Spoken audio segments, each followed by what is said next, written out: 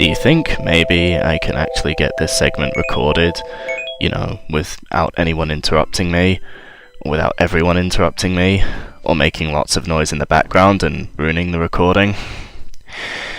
Not too much to ask. Anyway, yeah, MarcBrightside, Yume Nikki, you know the drill. So, we're going to be going after the final two effects of the game now, and this is a bit of a pain, this segment. I've been delaying this for a long time, putting this off as long as possible because I really didn't want to do this. But yeah, so the first port of call is we have to go to the Dark World and find the same pathway to the wilderness that we used to get to the barracks settlement a few episodes ago. But from there we're going to be taking a different path. You might have remembered there's been a few times where I've passed through the wilderness, and I haven't really gone into too much detail about the area. I've just said something like, oh yeah, I'll get to this in a future part. Well, this is that part.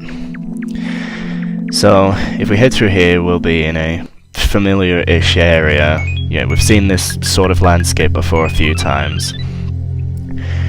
This is the wilderness, and it's by far the most annoying area to navigate in the game. I hate getting these two effects, and I hated playing through this part. I delayed it as long as possible, but it had to be done eventually. The issue with this area is that everything is blocked by these weird curly bushes and by these small sprouts growing out of the ground. Now, you can pass behind the bushes, and that generally forms that's how you'll be navigating this area, is by, you know, working out what you can pass through and what you can't. But it's such a visual clusterfuck that it's so difficult to tell where you're going. But we'll be getting more on that in a moment. If we head up to the north, we can find this area lined up with these face boxes. I don't really know what else you'd call them. I'm just checking all the walls and areas to see if there are any passageways that I'm not familiar with, but if we keep going ahead to the north, passing behind this box here, again, that's not, you know, visually obvious that you can even do that, then we'll arrive in this area. Let's examine this box up here. Why the hell not?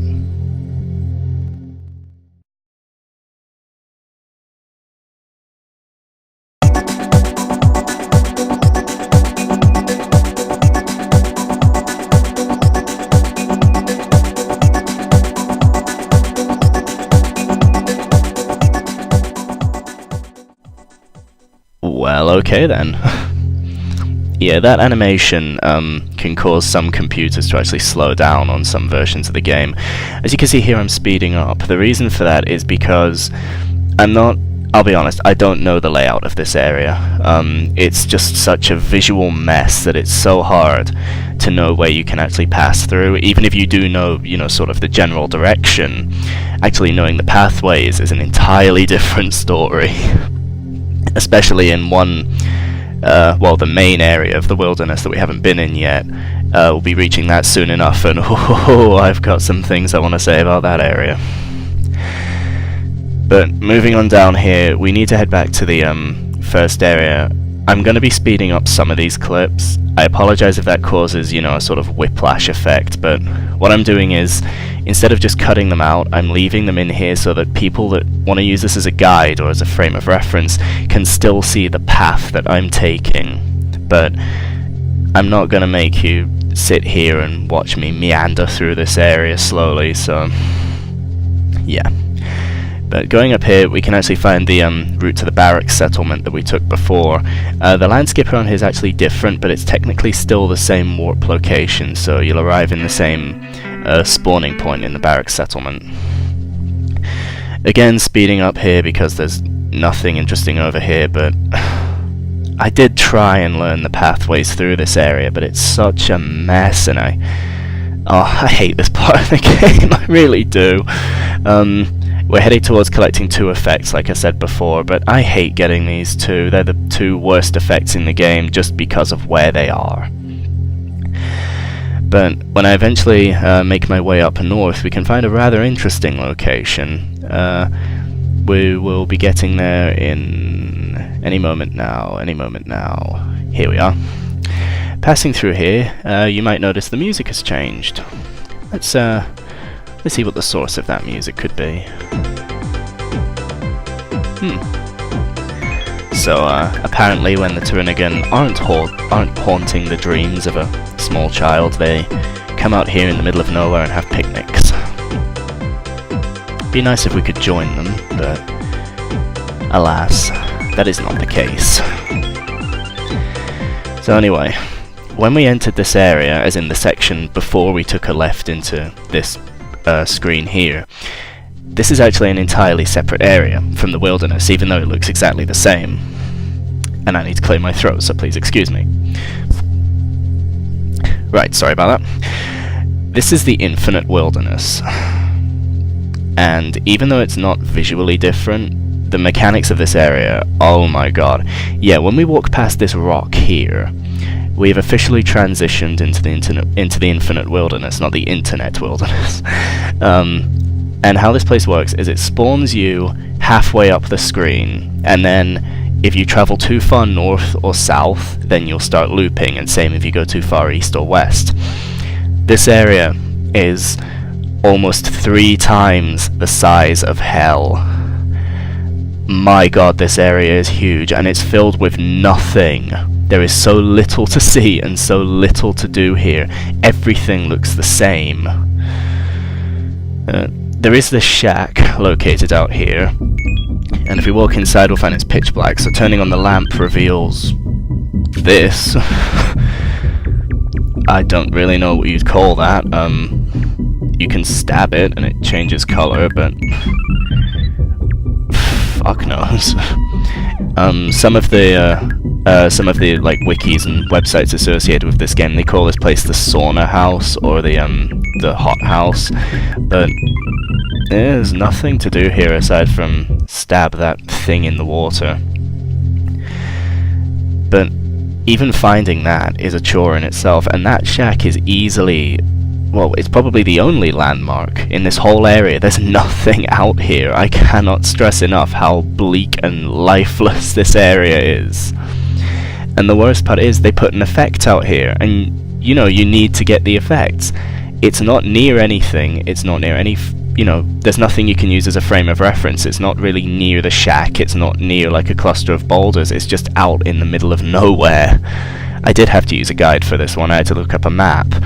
And it moves, not very much, but enough that if it's in the corner of the screen and you walk past it, it could, you know, theoretically walk off the screen again. But anyway, interacting with that thing, you have no idea how long it took me to actually find that fucking thing. Gives us the towel, and it does absolutely nothing. Sorry. Guess who got interrupted again? Me. I swear to God. No, I'm not even going to start ranting, because that's not good for anyone involved. But anyway, after finding that effect, what we're looking for is... Sorry, I'm still annoyed about getting interrupted again. Fucking people, really. But what we're looking for is this semicircle of vines over here. And passing through the center of the vines will actually transform the area around us. As you can see, there's gates now here. And as well as that, we have these eyeball plants. I don't know what else you'd call them.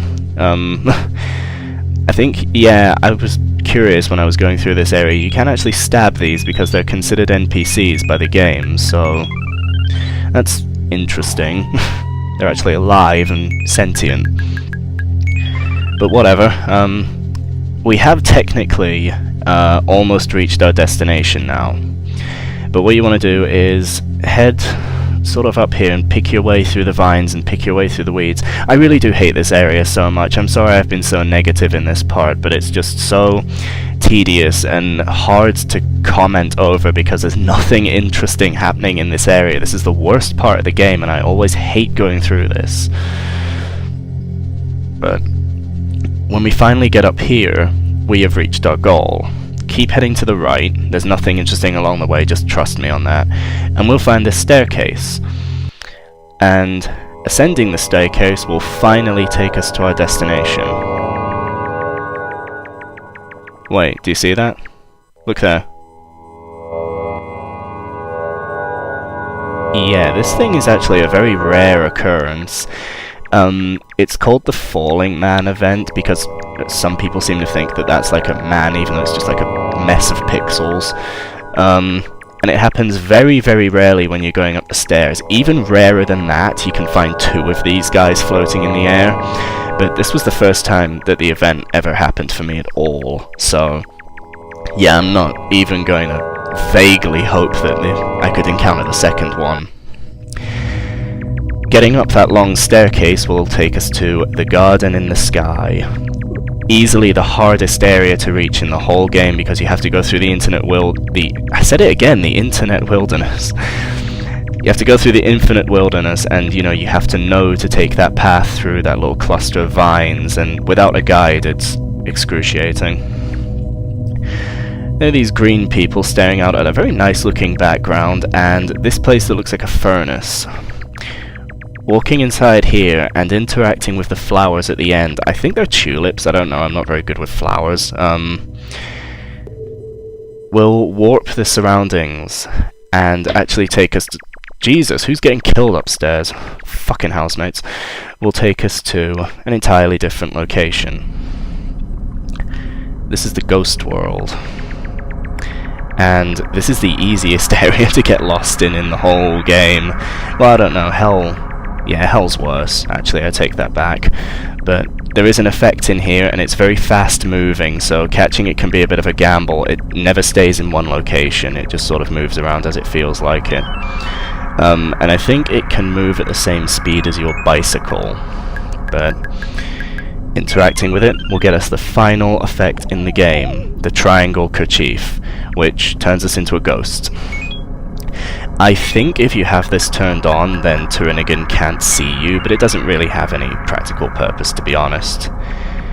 And I thought it would be nice if we just sat down here for a moment and sort of appreciated the ambience in this area, because I really do like this area.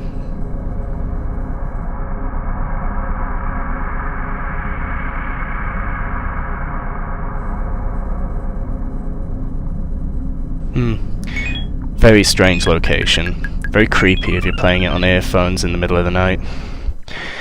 Anyway, you know what this means, don't you? That was the final effect in the game. We have all 24. So technically, we're pretty much done with the game. But before I show off the ending, I've got something special that I want to do for the next episode of this. I have no idea when it will be uploaded, or even close to when it will be uploaded, because it's taking a lot of editing to get it all worked out. But until then, this has been MarcBrightside, and this has been Yume Nikki. We're pretty much done. There's only 1 or 2 more videos left, so until then, take care and goodbye. Man, this segment was annoying.